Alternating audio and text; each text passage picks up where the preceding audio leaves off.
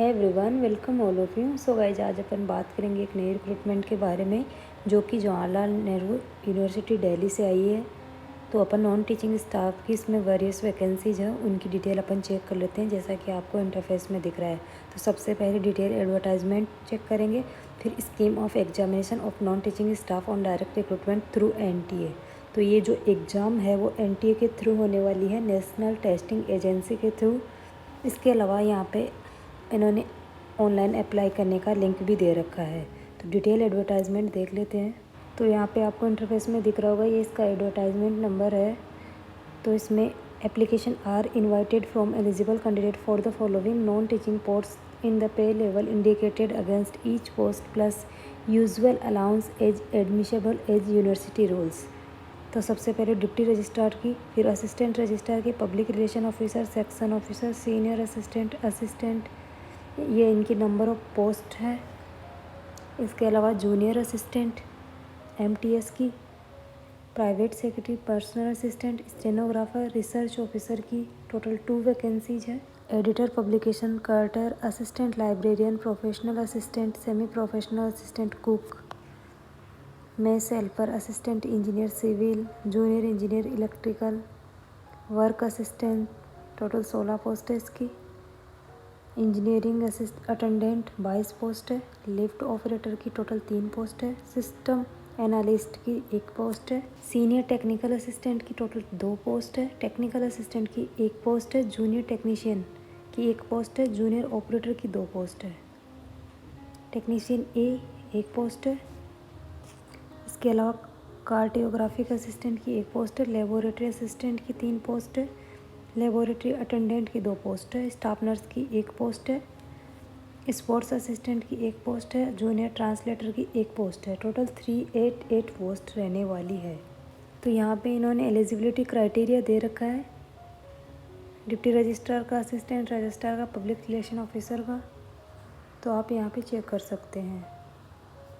MTS के लिए आपके पास 10+ पास होना चाहिए।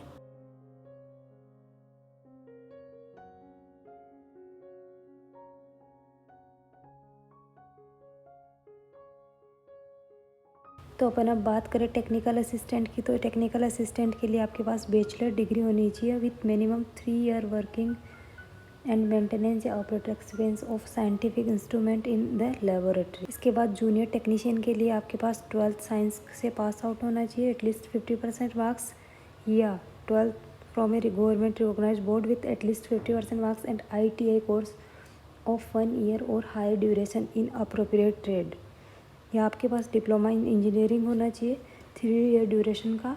इसके बाद अपन बात करें लेबोरेटरी असिस्टेंट की। तो लेबोरेटरी असिस्टेंट के लिए आपके पास होना चाहिए बैचलर डिग्री होनी चाहिए, आपको 2 ईयर का वर्किंग एक्सपीरियंस होना चाहिए। लेबोरेटरी अटेंडेंट के लिए 10+2 science from a recognise board और state board, 10th pass from any recognise central या state board with science as one of the subject और skill certificate programme in laboratory technology. इसके बाद अपन बात करें स्टाफ नर्स के लिए। तो स्टाफ नर्स के लिए आपके पास BSc ऑनर्स होना चाहिए इन नर्सिंग में, या regular course in BSc nursing from a recognise university और इंस्टीट्यूट, और post basic BSc nursing from a recognise university और इंस्टीट्यूट, और आपका रजिस्ट्रेशन सर्टिफिकेट होना चाहिए।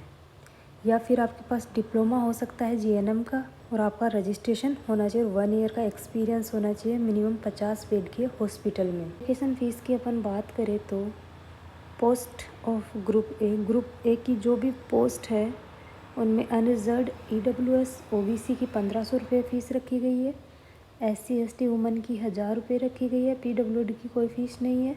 और ग्रुप B और ग्रुप C की जो पोस्ट है उनमें अनरिजर्व्ड EWS OBC की 1000 रुपये, SC ST वुमन की 600 रुपये और PWD की कोई फ़ीस नहीं है। इसके बाद यहाँ पे जनरल टर्म्स दे रखी है। जो भी आपके पास क्वालिफ़िकेशन या एक्सपीरियंस है वो फॉर्म की जो लास्ट डेट है उससे पहले कंप्लीट हो जानी चाहिए, और जो रिटन टेस्ट या स्किल टेस्ट होगा वो आपका नेशनल टेस्टिंग एजेंसी NTA के द्वारा कंडक्ट करवाया जाएगा। एज रिलैक्सेशन की बात करें तो विभिन्न कैटेगरीज में एज रिलैक्सेशन का यहाँ पे दे रखा है, आप यहाँ पे चेक कर सकते हैं।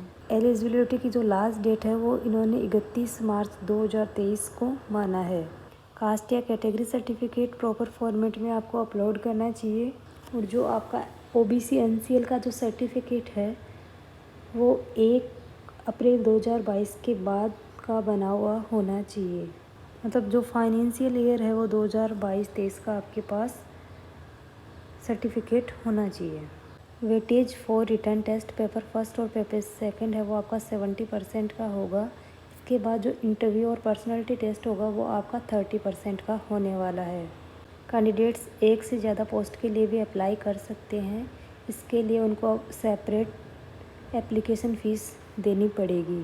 अप्लाई करने के लिए आपको NTA की ऑफिशियल वेबसाइट पे जाके अप्लाई करना है। ऑनलाइन एप्लीकेशन की जो लास्ट डेट है वो है 10 मार्च 2023 रात 12 बजे तक आप अपने फॉर्म फिल कर सकते हो।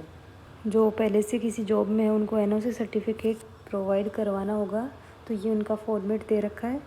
इसके बाद अपन स्कीम ऑफ एग्जामिनेशन की बात करें तो पेपर फर्स्ट होगा वो MCQ टाइप का होगा। इसमें आपको general awareness, reasoning ability, mathematical ability, test of language Hindi या इंग्लिश, कंप्यूटर अवेयरनेस, टोटल आपके 150 क्वेश्चन होंगे और 300 नंबर का ये पेपर रहने वाला है। ड्यूरेशन 2 घंटे की रहने वाली है। यहाँ पे सिलेबस का दे रखा है कि जनरल अवेयरनेस में कौन कौन से टॉपिक आने वाला है, रीजनिंग एबिलिटी में कौन से टॉपिक आने वाले हैं, मैथमेटिकल एबिलिटी में कौन से टॉपिक आने वाले हैं। जो पेपर सेकंड है वो MCQ टाइप का है। ड्यूरेशन 1.5 घंटे का रहेगा और क्वेश्चन 50 और मैक्सिमम मार्क्स आपके 100 रहने वाले हैं। यहाँ पे जो पोस्ट दे रखी है उनका सिलेबस यहाँ पे दे रखा है। इन पोस्ट का यहाँ पे दे रखा है। और skill test for the following post qualifying nature का ये रहने वाला है। जो ग्रुप A की जो सारी पोस्ट है उनके लिए इंटरव्यू या पर्सनल टेस्ट होगा जो आपका 100 नंबर का होगा। Minimum qualifying marks to be secured in paper first and paper second. तो आपकी कैटेगरी वाइज ये आपको मिनिमम मार्क्स लाने हैं।